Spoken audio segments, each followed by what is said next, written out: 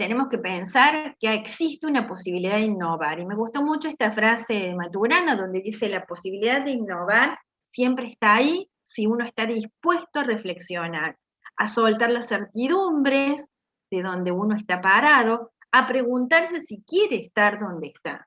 Y creo que cuando nos empezamos a hacer estos cuestionamientos es cuando empezamos a pensar posibilidades de cambio, a probar estas posibilidades de cambio, y allí es cuando podemos ofrecer a nuestros estudiantes otros escenarios de aprendizaje. Cuando hablamos de escenarios de aprendizaje, podemos hablar de escenarios de diversidad de escenarios de aprendizaje que van desde la prehistoria, o mejor dicho, desde la historia, desde donde aparece la escuela, hasta escenarios de aprendizaje que tienen que ver con estudiantes más chicos, estudiantes más grandes, adultos, formación docente, donde todo tiene un sentido, donde debe haber una intencionalidad didáctica y debe fortalecerse y el docente convertirse en un facilitador de los aprendizajes de todos los estudiantes. Cuando uno construye una propuesta de enseñanza, siempre toma de base un fundamento disciplinar. Nadie enseña lo que no sabe, seguramente, y si no tendrá que apropiarse primero del saber disciplinar para luego poder, digamos, intercalarlo con los fundamentos pedagógicos, con esos saberes que tienen que ver con el cómo enseñar ese saber disciplinar, y de allí construir lo que llamamos los famosos modelos didácticos. Y esto es importante que lo tengamos en cuenta porque de estas dos vertientes es de donde se construye la enseñanza. Tenemos que pensar que la enseñanza está vinculada directamente con el aprendizaje, pero no garantiza el aprendizaje, que esto es muy importante tenerlo en cuenta, porque uno hace lo posible, pero debe darse ciertas condiciones también para que esto suceda, y esto tiene que vincularse con la planificación y la evaluación. Siempre tenemos que pensar la enseñanza en la interrelación de estos elementos que hacen un todo, que construyen un sistema a la hora de enseñar.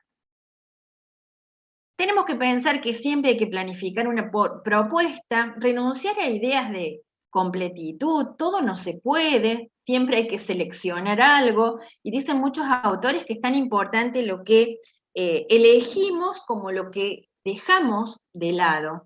Dicen algunos autores que es más importante inclusive lo que dejamos de lado. Lo importante es que en esta toma de decisiones tengamos argumentos válidos para poder decir por qué sí esto o por qué no, y a su vez reflexionar si esto que hemos elegido es lo mejor o no para otras oportunidades. Por eso decimos que siempre se deben establecer los sí, los no de las propuestas. Nosotros siempre decimos, bueno, vincularlo con las potencialidades y limitaciones, y tener en cuenta las dos, porque eso nos va a permitir poder encontrar los marcos de trabajo. No a las explicaciones eternas, tratar de corrernos de estos modelos tan tradicionalistas de los cuales fuimos formados y que sabemos que son importantes, porque las explicaciones son importantes, pero corriéndonos de estos modelos y pensando en una construcción de los saberes. No a la sobreabundancia de actividades, estamos súper, digamos, estamos súper acostumbrados a hacer listas y listas de actividades, y a veces lo bueno es hacer poco, con profundidad, y que realmente conduzca a aprendizajes efectivos, aprendizajes significativos, aprendizajes que van a trascender en el tiempo y que son los que necesitan nuestros estudiantes, inclusive dentro de su trayectoria escolar, para la continuidad de sus estudios. No a actividades que no se van a monitorear, o sea, siempre poder tener un proceso de evaluación pensados para ver lo que está sucediendo, y sí, por supuesto, concentrarse en cuestiones centrales, en aquellas que son importantes para nuestros estudiantes, y que por supuesto, más allá de lo prescriptivo por las políticas educativas, nosotros como docentes sabemos que son importantes para nuestros estudiantes, y que muchas veces son las únicas cuestiones que les abren horizontes culturales a nuestros niños. Hablamos de toma de decisiones, como dijimos, vinculadas con la planificación, con la enseñanza y el aprendizaje, y por supuesto con la evaluación. Y cuando uno toma decisiones, insisto, tiene que tomarlas con sentido, con argumentos. Y siempre hablamos de toma de decisiones en cuanto, por ejemplo, a qué primero, qué después, en cuestiones de tiempo, en cuestiones de agrupamientos, que son todas las decisiones que van a hacer que la propuesta, digamos, tenga un sentido, que esta planificación nos oriente. Por supuesto que siempre son toma de decisiones pensadas con flexibilidad, porque a la hora de llevarlas a la práctica nos vamos a encontrar con situaciones particulares. Fíjense que esta viñeta de Mafalda, acuérdense que Mafalda es un ícono de nuestra cultura, nos hace un poco reflexionar, cómo a veces, muchas veces enseñamos o cómo aprendimos.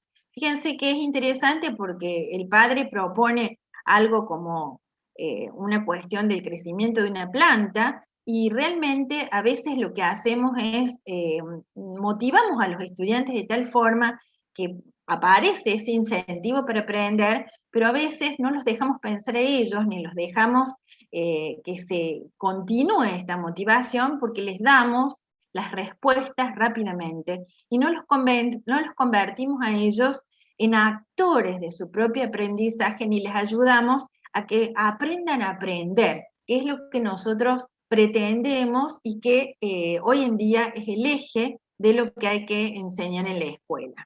O proponemos cuestiones como estas, que parecen innovadoras, fíjense qué interesante, porque le dice, se acabaron las lecciones individuales, hay que ser actor, no espectador, haremos investigación, y terminamos en propuestas nuevamente tradicionales que limitan este entusiasmo que tiene el estudiante y donde no les damos pistas para que ellos aprendan. Y allí es donde nos corremos del rol de docente, que tiene que ser un facilitador del aprendizaje y además una persona que vaya monitoreando la diversidad de aprendizajes, de tiempos de aprendizajes, de momentos de aprendizaje, de formas de aprendizaje que tienen nuestros estudiantes. Y acá un poco lo quiero cerrar esta primera parte con una frase de Einstein donde dice, bueno, si buscamos resultados distintos, porque todos estamos convencidos que los resultados de aprendizaje que tienen nuestros estudiantes no son los que querríamos, seguramente tendremos que animarnos a hacer cosas distintas. No hagamos siempre lo mismo. Nos vamos a enfocar un poquito en lo que son las prácticas de enseñanza. Fíjense que es importante porque si leyéramos un poco una definición tomada de un autor determinado, esas son acciones conscientes, concretas, que se desarrollan no en cualquier lugar, sino en el contexto de las instituciones educativas, que implican sobre todo interacción entre personas, que deben estar determinadas por una teoría que les debe dar sentido, que justamente se deben sustentar en principios éticos porque definen su intención y ayudar del mejor modo posible a que el estudiante aprenda, y a que aprendan todos los estudiantes se le podría agregar. Fíjense qué interesante porque todas estas palabras, acciones, contexto, interacción, teoría, principios éticos, definen lo que es una práctica de enseñanza. Fíjense que decimos que es una actividad intencional, compleja, impredecible muchas veces, que solo cobra sentido en un contexto que implica situación de vínculos entre personas, lo que la complejiza un poquito más, y que justamente requiere de acuerdos, que a veces nos olvidamos de estos acuerdos. Las prácticas de enseñanza las podemos definir que van desde la planificación hasta la evaluación, ¿no? O que, digamos, recorren todo este camino. Y están determinadas por estrategias que tienen que ver con las decisiones que toma el docente para orientar la enseñanza, insisto, con el fin de promover el aprendizaje de los estudiantes. Podríamos decir que condicionan los resultados de los aprendizajes, pero insisto, los condicionan, pero no los garantizan, que esto es lo más importante, porque si estudiaríamos en el conductismo, bueno, podríamos decir que los garantizan, pero sabemos que esto va mucho más allá y podemos pensar en construcción de aprendizajes y en aprendizajes que dependen de determinadas condiciones. Nadie aprende lo que no quiere. Fíjense que esto a veces nos olvidamos, ¿no? Toda práctica debe, como dijimos, emplearse con una determinada intención, y es una mediación, una oportunidad que nos permite organizar las tareas de aprendizaje de una clase, por ejemplo, o de un conjunto de clases. Esto debe problematizarse entre rangos posibles donde predominan los procesos de pensamiento, o sea, los procesos cognitivos. Y debe haber un repertorio de posibilidades donde vayamos de las menos exigentes hacia las más exigentes, donde pasemos desde la reproducción hasta los procesos de pensamiento más complejos que tienen que ver con la comprensión, que es un poco el sentido que debe tener nuestra enseñanza a lo largo de la trayectoria escolar de nuestros estudiantes. Y hablamos de repetición, de recuerdo, de construcción, de todas estas cuestiones que son importantes y que no nos tenemos que olvidar de ninguna. Hablamos de niveles de pensamiento porque nosotros con las propuestas que hacemos vamos a incentivar los procesos de pensamiento y deberíamos incentivar desde los más simples a los más complejos. Ir pensando en cómo vamos a ir complejizando nuestras propuestas para que lleguemos a tener alumnos que puedan, por ejemplo, responder a preguntas ¿qué pienso acerca de? ¿Sí? Pero que puedan pasar por otras preguntas que van a permitir la comprensión, la evaluación, la metacognición, el pensamiento crítico, que son un poco que son, mejor dicho, las capacidades que queremos incentivar a lo largo de la escolaridad en nuestros estudiantes. Por eso decimos que vamos desde las menos exigentes a las más exigentes, pero proponiendo todo esto desde una complejización y desde una mirada que no olvide ninguna porque todas son importantes. Hablamos cómo diseñar propuestas de enseñanza como una tarea compleja, sumamente compleja, donde tenemos un menú muy extenso, muy diverso, donde tenemos que tener en cuenta múltiples dimensiones, perspectivas. Insisto que está pensada a nivel de hipótesis, con la idea de que en el momento que se lleven a la práctica puedan adecuarse. Y sobre todo, que tengan en cuenta los contextos en los cuales se desarrollan. Por eso hablamos de adecuación de estas prácticas de enseñanza. Deberíamos pensar desde un punto de partida, teniendo en cuenta qué deben aprender los estudiantes. Una vez que tengamos en claro lo que deben aprender los estudiantes, tengamos a veces también el sentido de por qué lo deben aprender a eso, qué quiero y qué debo enseñar en relación de eso para que nuestros estudiantes aprendan. ¿Por qué es importante enseñar lo que tienen que aprender los estudiantes? Es algo que el docente lo tiene que tener muy en claro, y más allá de que se lo pueda transmitir o no a los estudiantes es como un enganche y una forma de encontrarle sentido al aprendizaje. Por supuesto que de ahí voy a diseñar el cómo lo voy a enseñar y no me tengo que olvidar el cómo lo voy a evaluar. Cuando hablamos de propuestas de enseñanza o modelos, podemos pensar en dos grandes líneas. Acuérdense que las clasificaciones siempre son limitadas y son solo clasificaciones.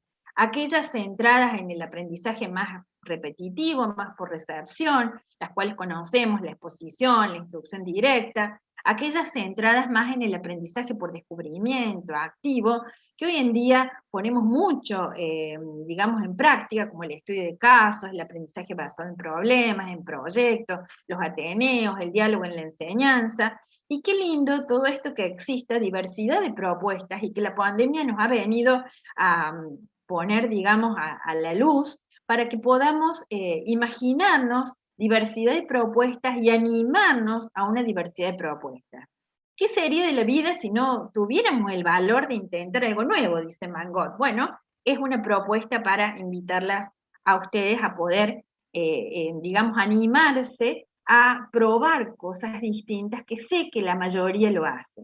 Y no nos tenemos que olvidar de que estas propuestas de enseñanza tienen que contemplar las nuevas formas que tienen de aprender nuestros chicos, independiente de los contextos sociales, ¿no? Pensemos que más allá de eso los tenemos que a todos formar como ciudadanos activos, participativos, y todos tienen el derecho a tener estas posibilidades donde, por ejemplo, inclusive aprenden en red, aprenden en entornos informales, aprenden haciendo, aprenden con el otro. Fíjense la importancia que hoy está tomando el poder analizar las formas de aprendizaje que tienen los chicos entre sí, en los distintos contextos sociales, para luego traerlas al aprendizaje formal. Hay muchos que dicen que hoy en día hasta se aprende más por fuera de la escuela que por dentro de la escuela. Y por supuesto, poder centrarnos en un aprendizaje permanente. Entonces, si hay otras formas de aprender que van, por ejemplo, a superar esta idea de odio la matemática, las dificultades son las matemáticas, debemos pensar otras formas de enseñar. ¿Cuánto deberíamos pensar para pensar en buenas prácticas, ¿no? Donde tenemos que pensar cómo valoramos los vínculos, aparece el contacto socioafectivo con los estudiantes, que tiene mucho valor, principalmente en los niveles educativos, en los primeros niveles educativos, cómo podemos facilitar el trabajo con el otro, la cooperación entre estudiantes, cómo poder proporcionar rápido feedback, enfatizar el tiempo en las tareas, comunicar sobre todo altas expectativas y respetar la diversidad, que es lo que atraviesa hoy en día nuestras prácticas. Y tener en cuenta las nuevas tendencias que seguramente se van a ir instalando de a poco, que no son las recetas ideales, pero que sí nos pueden ayudar a pensar, ¿no? El aprendizaje colaborativo, el tema de la gamificación educativa, cómo sumar la realidad virtual, que por supuesto sabemos que están limitadas por las condiciones de trabajo, pero que sí tienen que interpelar lo que venimos haciendo. Frente a esto debemos tener en cuenta la diversidad de formatos didácticos y pedagógicos que podemos pensar, que son formas diferentes en cómo hacer circular el conocimiento en las aulas. Y que fíjense que tienen que ver con aquellas organizaciones destinadas al aprendizaje de un cuerpo significativo de conocimientos, que fíjense que pueden ser referentes a un campo de saber o referentes a integración de campos de saberes, donde los saberes han sido seleccionados, organizados y secuenciados con intencionalidad educativa, que habíamos dicho, a efectos didácticos. Esto es importante porque son unidades organizativas donde aparecen las actividades relacionadas con ejes teóricos, metodológicos, y que permiten el avance del conocimiento y ponen en cuestión un modelo único, homogéneo para el quehacer educativo que está instalado todavía en muchas aulas. Esto tiene que ver también con una definición de un currículum escolar distinto, donde uno parte de la experiencia, se hace una mirada comprometida y sobre todo se contextualiza en una situación en particular. Y se oponen, por supuesto, distintos modos de apropiación de los saberes, del trabajo de los profesores, del uso de los recursos, de los ambientes de aprendizaje. Podemos decir, como ustedes ya han visto en el material, que existen distintos formatos curriculares, que no necesariamente todos son aplicables a todos los espacios curriculares, que pueden integrarse entre sí, y que lo importante es que se puedan elegir los mejores, o los que se consideran los mejores, para la enseñanza y, por supuesto, para lograr los mejores resultados de aprendizaje de nuestros estudiantes. Podríamos decir que los que les vamos a poner el foco hoy son el formato taller, el formato proyecto, el formato laboratorio, que son, por lo que ustedes han puesto en los aportes a las consignas, los que más usan y que realmente se ve que tienen una experiencia importante. ¿Qué podemos decir de los formatos curriculares y pedagógicos? Que estos son modos de intervención, ¿no es cierto? Y que tiene que ver con la organización que le vamos a dar a la tarea, pero que va a depender de los sujetos, de los objetivos, de los contenidos, del tipo de vínculo que querramos lograr con el conocimiento que se pretende generar, de las capacidades que debemos o queremos que se desarrollen o que fortalecer el desarrollo en nuestros estudiantes. O sea, todo eso va a guiar la selección que hagamos del formato determinado. Y fíjense que es muy interesante saber que los formatos son espacios para profundizar, para desarrollar diversas capacidades y cada uno pone el foco en algo, ¿no? Y acá es un poco como El taller, el proyecto, el laboratorio son espacios que sirven para hacer, para producir, para convivir, para emprender, para experimentar, y que realmente son muy útiles en los niveles educativos iniciales y primarios. Todos estos formatos curriculares y pedagógicos incluyen una selección de actividades, que son justamente actividades que es lo que va a hacer el estudiante, qué es lo que le vamos a proponer a el estudiante o a los estudiantes, y que tienen que ver, por ejemplo, con una toma de decisiones, por ejemplo, con el tipo de agrupamiento que queremos que utilicen los estudiantes para el desarrollo de esas propuestas, donde tenemos actividades individuales, actividades colaborativas o actividades que pueden combinar trabajos entre grupos y trabajos individuales que fortalecen el desarrollo de determinadas capacidades. Cada formato curricular debe tener asociado un tipo de instrumento de evaluación que es el más efectivo. Sea, por ejemplo, podemos utilizar listas de chequeo, escalas de estimación, pruebas escritas, monografías, y se sabe que este tipo de instrumento es más favorable para este tipo de formato curricular.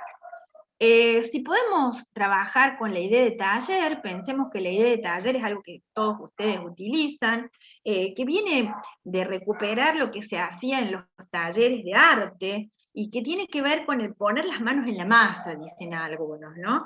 Y es muy interesante el taller porque nos permite confrontar las teorías con las prácticas, sacarnos la idea de que el taller solo es para algunos espacios curriculares, y sobre todo pensar que el taller es algo combinable, por ejemplo, con el formato proyecto, donde uno puede, incluido en el formato proyecto, colocar el desarrollo de talleres.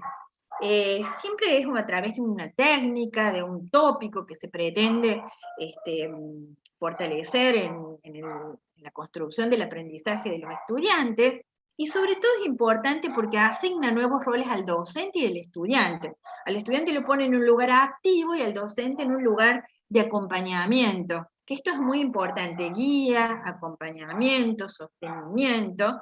Por supuesto que requiere de espacios, de ambientes particulares, donde, por ejemplo, haya un intercambio fluido entre los participantes. Por eso a veces tenemos que reacomodar nuestro espacio físico para que esto suceda. Y a su vez requiere de poder, como se trabaja mucho el tema de la capacidad de trabajar con otros, es importante trabajar también roles que van a adquirir los estudiantes para evitar vicios que a veces tiene la propuesta de taller, donde sabemos todos que algunos trabajan y otros no. El taller se puede trabajar desde los niveles iniciales más básicos, y es importante porque es una actividad que nos involucra, y al involucrarnos nos permite aprendizajes distintos. Cuando uno puede pensar en que está haciendo algo, dicen los autores que no nos lo olvidamos más. Las técnicas de trabajo grupal, individual, apropiadas para cada actividad, son las que tenemos que tomar como decisiones, y por supuesto que tenemos que tener muy en cuenta los recursos que vamos a utilizar, como son materiales de apoyo, audiovisuales, materiales de laboratorio, recursos, por ejemplo, para un taller de arte, donde necesitamos ciertos recursos, y que justamente se requieren porque son necesarios para desarrollar la actividad. Siempre tenemos que pensar en una propuesta que articule una secuencia de actividades, donde debe haber una presentación de la tarea, de las actividades, donde debe haber una organización de los grupos. Fíjense que podemos pensar en distintas propuestas para organizar los grupos. Los maestros de inicial sabemos que, por ejemplo, se puede trabajar con una propuesta de taller en los distintos rincones, a lo mejor con un solo objeto de estudio o con distintos objetos de estudios, donde todos los grupos pueden trabajar en lo mismo o pueden trabajar con actividades diferentes. Cuando uno decimos, bueno, trabajan con actividades diferentes sobre lo mismo, y luego en la puesta en común podemos sumar lo que cada grupo ha hecho, realmente nos facilita la tarea, nos facilita el manejo del tiempo, y a su vez permite a los estudiantes ampliar sus campos de conocimientos. El desarrollo del trabajo en grupo es muy importante, debe estar muy en clara las tareas asignadas y allí donde el lugar del docente debe ser permanente, debe ser un docente que vaya rotando por los grupos y vaya armando las situaciones y a su vez colabore para que los estudiantes no solo aprendan el contenido conceptual o actitudinal o que se quiere aprender, sino que también desarrollen la capacidad que se pretende, ¿no? Que en este caso podría ser el trabajar con los otros, comunicarse, etc. Luego debe haber, sí, un trabajo importante y un momento que debe estar planificado al trabajo de sistematización al interior de cada grupo, de lo discutido, de lo producido, de lo concluido, donde este momento debe ser importante porque allí es donde aparecen los acuerdos, por ejemplo, el qué pongo y qué no pongo, quién lo va a decir, que son cosas tan lindas cuando uno lo puede ver en los chicos y cuando esto se convierte en algo que los estudiantes ya van aprendiendo poquito a poco a hacerlo solos, ¿no? Y no olvidarse de un momento muy importante donde todos ponemos en común un plenario, donde lo que se ha hecho, y donde allí se pueden hacer reflexiones, metacognición, qué nos gustó, qué nos gustó, que tiene un valor sumamente importante y donde debe quedar registro de lo que se hizo. Registro, por supuesto, adecuados a las posibilidades de los estudiantes, a veces un registro fotográfico, un dibujo, y esto realmente es muy interesante porque es como que ayuda a ver los frutos del trabajo realizado. Un laboratorio, qué lindo es poder pensar en un laboratorio donde justamente se trabaja, se pone mucho el foco en todo lo que tiene que ver con lo procedimental y donde deberíamos sacarnos estas preconcepciones que tenemos muchas veces, que el laboratorio solo es para las ciencias. Hay laboratorios muy interesantes, hechos laboratorios de lengua, laboratorios de arte, y que realmente le ponen el foco a trabajos específicos vinculados con la experimentación, la exploración, el informe de estudios, la indagación, la investigación, que pueden hasta terminar en trabajos monográficos y que realmente pueden ir complejizándose a lo largo de las presentaciones. Y fíjense que hay un montón de laboratorios y lo lindo es que ustedes también en lo que han colocado han puesto que lo están viendo como una posibilidad que va más allá de la propuesta en ciencias, que muchas veces se vio limitado a este espacio, ¿no? No nos debemos olvidar de algo que hoy en día sabemos que es muy importante porque permite integrar saberes, que tiene que ver con el aprendizaje basado en proyectos, que muchas veces se confunde o se da como sinónimo del aprendizaje basado en proyectos, perdón, en problemas, y donde deberíamos tener en cuenta que se deben complementar y donde debo poner énfasis en los procesos, en los productos, y donde debo pensar en las complejidades que tienen estas propuestas, ¿no? Y donde justamente debemos utilizarlas también como para poder diversificar lo que estamos enseñando. Es importante considerar que el aprendizaje basado en proyectos no es nuevo, que lo venimos haciendo durante mucho tiempo. Fíjense que tiene sus raíces en la antigüedad clásica, Confucio, Aristóteles, eran justamente grandes pensadores que ponían sus propuestas en relación a la filosofía del aprender haciendo, ¿no? Y podríamos decir que es un método, un modelo, una estrategia, pero donde lo importante es que el estudiante adquiere un rol activo que se enmarca en una mirada constructivista, que fue evolucionando al transcurrir con los siglos.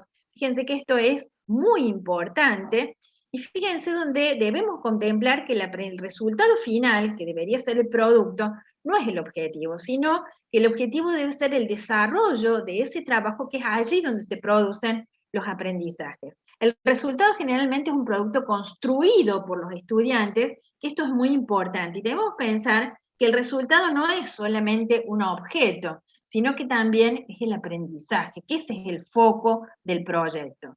Se caracteriza porque no tiene un solo camino, una única respuesta, y esto es muy importante porque esto permite que los estudiantes se involucren distinto.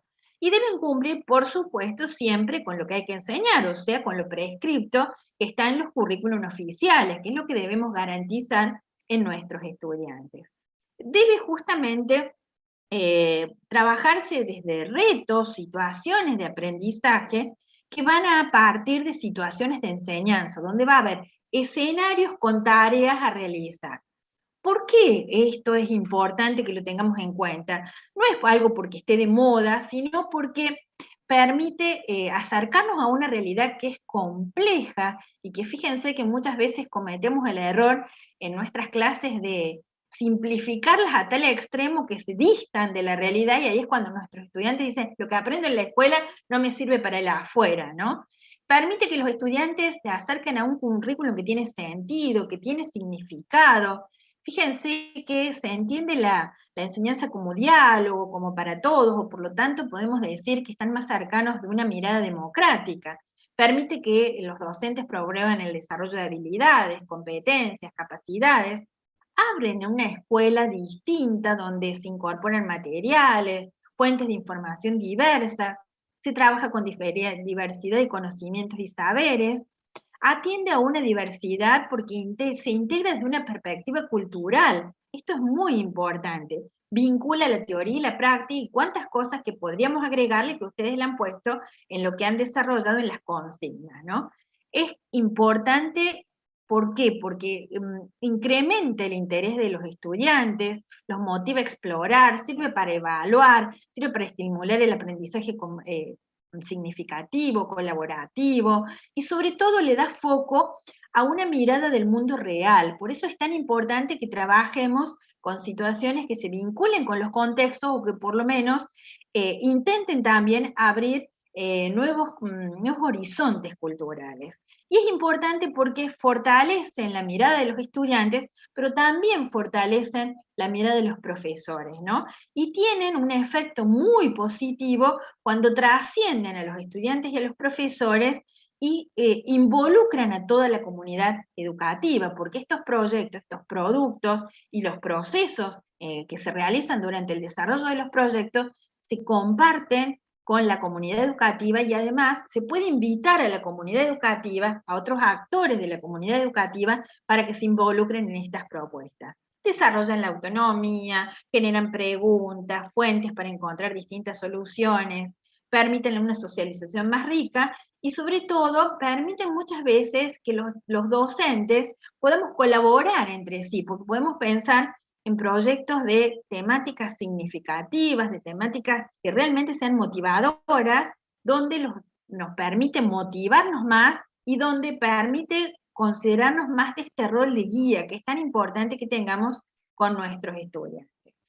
Sí sabemos que estas propuestas, y sobre todo la del proyecto, tienen muchas limitaciones, requiere más tiempo de planificación, desarrollar un trabajo adicional, porque hay que contar sobre la metodología, es más difícil a veces encontrar evidencias de aprendizaje, tenemos que tener instrumentos que nos permitan recolectar estas evidencias. El grado de la autonomía de los estudiantes puede ser una dificultad, por eso hay que ir complejizando la dificultad. Pueden justamente llevar a un tratamiento muy superficial de los contenidos, porque a veces corremos con los tiempos, pueden aparecer a veces preguntas que nos incomodan a los docentes, necesitan de un seguimiento constante, de una planificación, hay que trabajar mucho con la planificación y luego lo planificado requiere ponerse en práctica, lo que a veces requiere ajustes, ¿no? Requiere creatividad, originalidad. A veces viene algún docente y nos dice, bueno, a ver, hagamos un proyecto sobre esto. Y enseguida nos enganchamos y queremos a veces injertar, yo digo injertar porque no puedo usar otra palabra, lo que tenemos que enseñar nosotros en ese proyecto. Nos gustó el proyecto y decimos, bueno, a ver, es un proyecto que va a integrar muchas disciplinas. Bueno, pero el proyecto lo trajo la profe de ciencias, la maestra de ciencias.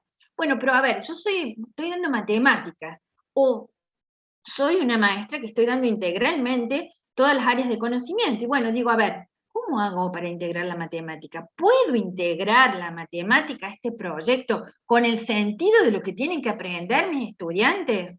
O a ver, o terminan siendo proyectos donde se esfuerza tanto lo que habría que enseñar, que quizás no tiene el sentido y nos cubre nos reemplaza otros espacios de enseñanza. Por ejemplo, qué sé yo, un proyecto de una salida de campo de ciencias naturales, donde la maestra de matemática o el espacio, o mi hora de matemática, la dedico a contar árboles. Y en realidad, a lo mejor contar árboles no es el aprendizaje que tienen que lograr mis estudiantes en este momento determinado. Quizás a lo mejor me puedo integrar en otro proyecto, puedo pensar otra propuesta por más que el proyecto sea interesante. A veces favorece el trabajo oportunista de algunos estudiantes. Sabemos que mientras más crecemos en la escolaridad, más aprendemos el oficio de estudiante, y sabemos a veces que muchos estudiantes trabajan y otros no. Bueno, esto también sucede, algunos proyectos necesitan el apoyo de agentes externos, es necesario combinarlos con otras propuestas.